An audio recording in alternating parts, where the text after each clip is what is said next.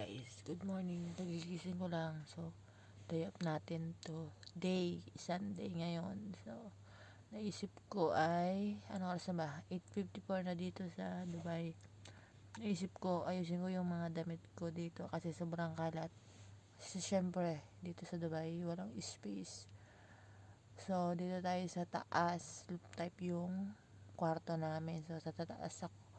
So, nagsama-sama na yung mga damit ko dito. So, lilinisin ko siya. Yun ang aking gagawin today.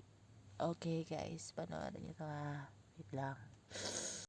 Ito yung mga damit ko. Yan o, nagkalat siya. Wala kasi ditong aparador. Wala siya. Lagayan ng damit. So, taas sa taas ako. So, bala ko, liligpitin ko. Pagsasaba-sabahin ko.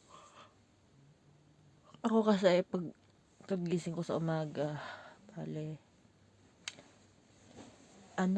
buka lang ako ng mga damit dyan, kung ano lang makuha ko at maisuot ko, yun na lang ang sinusuot ko, kasi syempre dito limited lang dito yung mga gamit, kasi wala kang space talaga, hindi tulad sa Pinas na papalit-palit ako ng damit, kasi daming space doon, syempre may sariling bahay, diba? Tapos dito hirap kasi walang lagay, tapos ang mahal-mahal ng bahay dito. Oh my god, ito lang yung inuupahan ko, pero sobrang mahal na nito. Oh my god, parang isang apartment na to sa Pinas dito. So, ito lang taas na to talaga. Umabot siya ng 13K, gano'n. Sobrang mahal ng bahay dito. Wait lang guys ha. Pipiting ko lang to ha.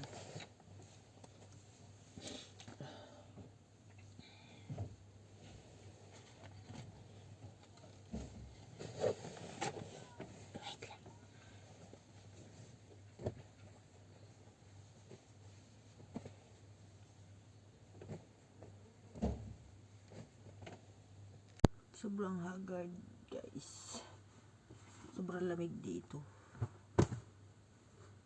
Tapos eto, iwanan ko na yung ibang gamit ko dito.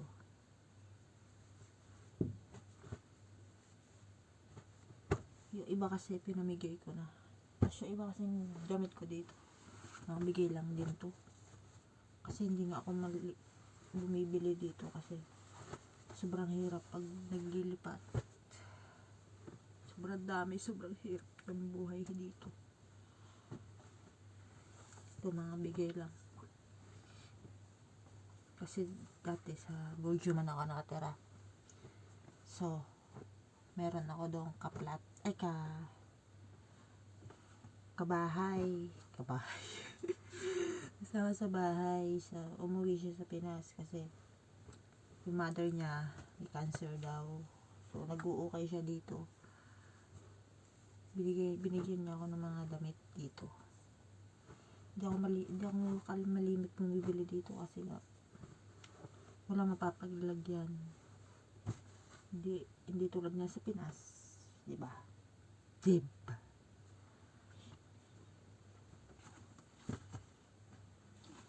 Sobrang dami. Eto sa Thailand ko to nabili. So kahit ayoko sa kanya dito, hindi ko to i-give up. Pag-ibig. Hindi ko to ibibigay kasi remembrance ko to sa Thailand. So pagkasama-samahin ko lang yung mga pads. Sobrang dami. Kalat!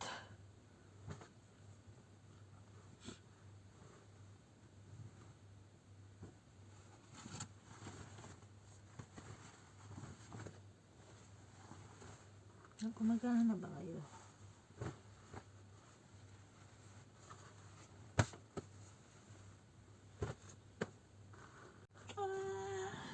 Wait lang guys.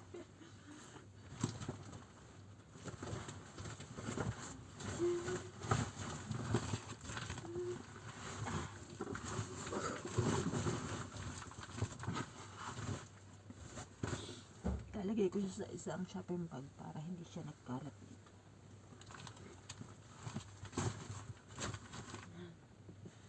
Tapos bukas, pagkuha ko ulit ng aking susuotin, kalat na naman to.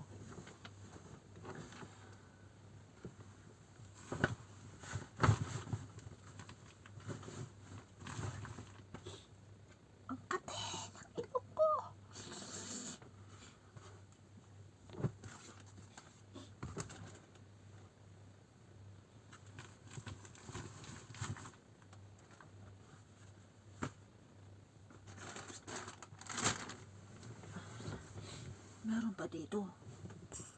Ito, ayan. Mga nilabhan ko to. Mga nilabhan ko. Siguro mga kalat dito. Ito mga nilabhan ko. Ito mga coat ko. Mga coat.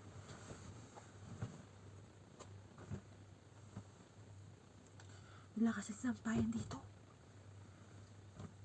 Sa kwarto. Sobrang sikip.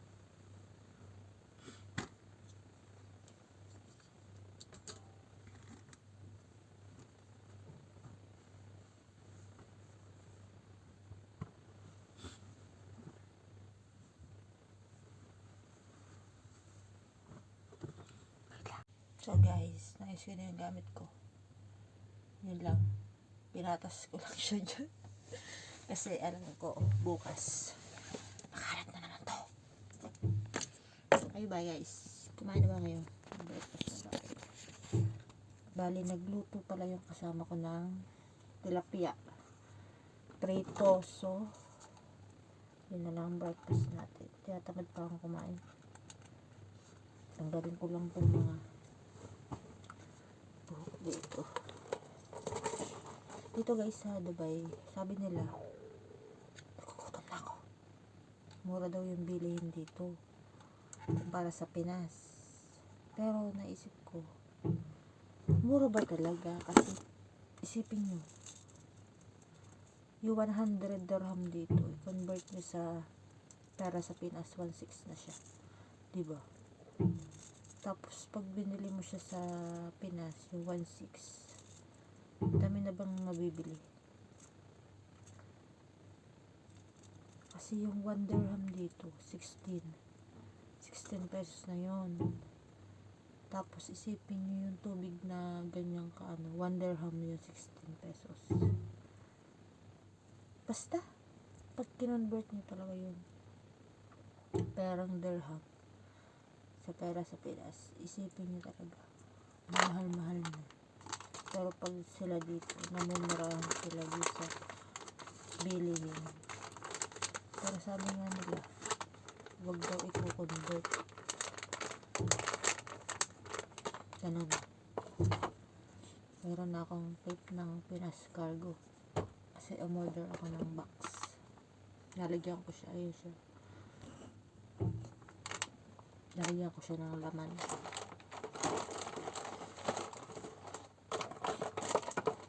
Kain na ako. Mamaya. Pinili pala ako ng banana walnut cake. Ito yung binebreakfast ko sa umaga. Masarap siya. Nakaka-addict. Nakaka-addict. Masyado na tayong madaldal. So, bye-bye na guys. Thank you so much for watching. Bye.